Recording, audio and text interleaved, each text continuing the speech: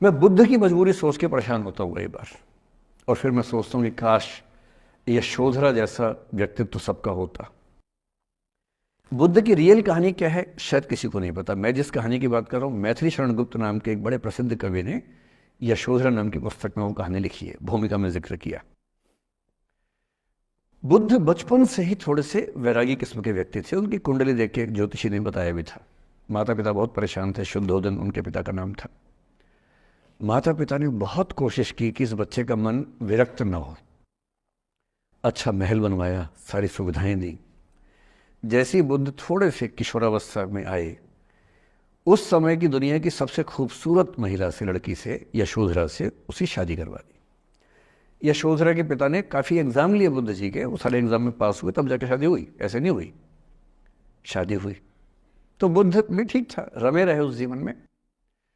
बेटा हुआ उनका राहुल। अब बुद्ध की विरक्ति का भाव बढ़ता जा रहा था। 29 साल की उम्र के आसपास ऐसा हुआ कि उन्होंने एक मृत व्यक्ति को देख लिया, एक बूढ़े को देखा, एक भिखारी को देखा, एक बीमार को देखा। विरक्त हो गए और उनका मन हुआ घर छोड़ दूं, ज्ञान की खोज में चला जाऊं। अब ज्ञान की खोज में जाएं, उनको पता है कि भाई मेरी पत्नी भी है, मेरा बेटा भी है, राज्य भी है, कैसे छोड़ दूं? छोड़ना जरूरी है। अंदर की आवाज है कि छोड़ो, तुम इस चीज के लिए नहीं बने हो, तुम्हारा स्वधर्म कुछ और है। बाहर की जिम्मेदारी है कि छोड़ नहीं सकते। मैं अनुमान करता हूं कि बुद्ध ने शायद अपने पिताजी से कहा हो कभी कि पिताजी मैं बहुत परेशान हूं, छोड़ना चाहता हूं। तो पिता ने समझा बुझा के मना किया होगा कि बेटा शोभा नहीं देता, ऐसा मत करो। हो सकता है पत्नी से भी बात की हो, पत्नी ने भी कहा हो कि ये क्या बात हुई, हम सबका जीवन तुम पे टिका है, बच्चा अभी बिस्तर से भी नहीं उतरा है, अभी तो चलना भी नहीं शुरू किया है, तुम ऐसी बात कर रहे हो। इसका जिक्र नहीं मिलता इतिहास में कि ये बात हुई कि नहीं हुई। और एक दिन बुद्ध ने तय किया और वो आधी रात को पत्नी और बेटे को सोता हुआ छोड़ के चले गए। इसको बौद्ध परंपरा में महाभिनिष्क्रमण कहते हैं, बुद्ध का अपने घर से निकल जाना। अब बुद्ध चले गए, लेकिन मैथिली शरण गुप्त यशोधरा के पर्सपेक्टिव से बुद्ध को देख रहे हैं। यशोधरा बहुत परेशान है, भाई पति चला गया है, बच्चे का पिता चला गया, मजाक छोड़ना है। राजा परेशान है कि उनका उत्तराधिकारी चला गया है। यशोधरा इतनी परेशान है, बहुत लंबे समय तक छंद आते रहते हैं कि वो कितनी बेचैन है, कितनी परेशान है। लेकिन यशोधरा की सबसे बड़ी परेशानी इस बात से नहीं कि बुद्ध चले गए, इस बात से है कि बिना बताए चले गए, भरोसा नहीं किया। और वो अपनी सहेली से कहती है, सिद्धि हेतु स्वामी गए, यह गौरव की बात। मुझे गर्व है कि मेरा पति इतने महान काम के लिए गया है। सिद्धि हेतु स्वामी गए, यह गौरव की बात, पर चोरी चोरी गए, यही बड़ा व्याघात। सखी सखी वो मुझसे कहकर जाते, कह तो क्या वो मुझको अपनी पथ बाधा ही पाते, क्या मैं रास्ता रोकती उनका? उसके मन में ये मलाल है कि बिना बताए चले गए। वो इस भाव को लेट गो नहीं कर पा रही है, परेशान है। फिर बुद्ध को ज्ञान मिला 6 साल की तपस्या के बाद, बोधगया में बोधि वृक्ष के नीचे ज्ञान मिला। बात फैल गई। जो 5 शिष्य बुद्ध को छोड़ के भाग गए थे उनके बुरे वक्त में, उन्हीं 5 को बुद्ध ने सबसे पहले ज्ञान दिया सारनाथ में, जिसको धर्मचक्र प्रवर्तन कहते हैं।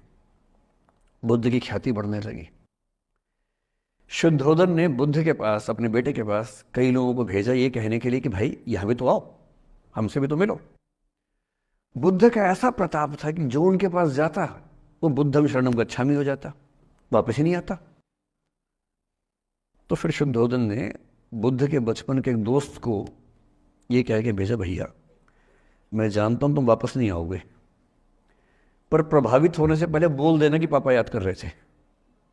तो वो गया, उससे वायदा निभाया, हो तो गया, बुद्ध के संग में दीक्षित हो गया, पर वायदा निभा दिया। तो बुद्ध ने कहा जरूर जाऊंगा, पिताजी की आज्ञा है तो जाऊंगा ही जाऊंगा। बुद्ध पहुंचे अपने कपिल वस्तु, जो अपना इलाका था, वहां पहुंचे। पूरे कपिल वस्तु में, नेपाल सिद्धार्थ नगर से नेपाल जाएंगे तो नेपाल बॉर्डर पे ही कपिल वस्तु है। मैं देखने गया था वो जगह जहां बुद्ध पैदा हुए थे, बड़ा सुंदर स्थान है, आप भी जाकर देखें कभी। तो बुद्ध पहुंचे रात को, एक धर्मशाला में रुके। अब वहाँ हल्ला मच गया कि राजा का बेटा धर्मशाला में। बुद्ध ने कहा, भाई मैं देखो राजा का बेटा बन के नहीं आया हूँ, मैं बुद्ध बन के आया हूँ। सुबह उठ के भिक्षा मांगने लग गए उस इलाके में, अपने ही पिता के राज्य में। पिता ने सिर पीट लिया कि भाई क्या कर रहे हैं। फिर बुद्ध ने सूचना भिजवाई कि मैं बुद्ध हूँ, बेटा हूँ संयोग से, ठीक है मैं आ रहा हूँ मिलने के लिए, पर मैं बुद्ध होके आया हूँ, मेरी चर्या है, नियम है, मैं भिक्षा से ही जीवन जीता हूँ अपना। ठीक है, पिताजी ने कहा चल कोई बात नहीं। फिर बुद्ध गए पिता से मिलने, पिता से मिले, सबसे मिले, भरी सभा में। लेकिन यशोधरा नहीं आई मिलने के लिए, लेट गो नहीं कर पा रहे थे। उसके मन में दर्द था, छुप के क्यों गया, बता के जाता। बुद्ध ने पूछा पिता से कि यशोधरा कहाँ है, तो बोले कि वो कह रही है कि अगर बुद्ध मिलना चाहेंगे तो खुद ही मिलने आएंगे मुझसे, मैं क्यों जाऊंगी भाई, आत्मसम्मान भी तो कोई चीज़ है, मैं क्यों मिलने जाऊंगी। तो बुद्ध मिलने गए। सोचिए कमरे में यशोधरा बैठी है, राहुल साथ में है। अब राहुल थोड़ा सा बड़ा हो गया है, 6-7 साल का है। बुद्ध गए हैं।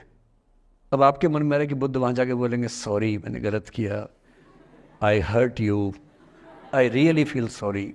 बुद्ध है वो बुद्ध, वहाँ जाके क्या बोल रहे पता है, भिक्षाम देहि, भिक्षा दो। और यशोधरा कितनी महान महिला रही होगी, उसने अपने बेटे का हाथ बाप के हाथ में दे दिया। लेट गो का इससे महान उदाहरण दुनिया के इतिहास में नहीं है कि चलो आखिर तुमने आके झुक के कुछ मांगा तो सही। उसकी जितनी ईगो थी, अहंकार था, सब विगलित हो गया। और जो औरत परेशान थी कि मुझसे बिना बताए गया, उसने अपने बेटे को दे दिया कि इसको लेके जाओ, क्योंकि वो जानती है कि तुम महान काम कर रहे हो, और तुम महान काम कर रहे हो तो मैं क्यों बीच में आऊंगी भाई, मेरा पति महान काम कर रहा है तो मुझे खुशी होनी चाहिए, और तुम्हारी उस खुशी में मैं क्यों पीछे हटूं। बस मुझे भरोसे में लेके जाते तो और खुश होती।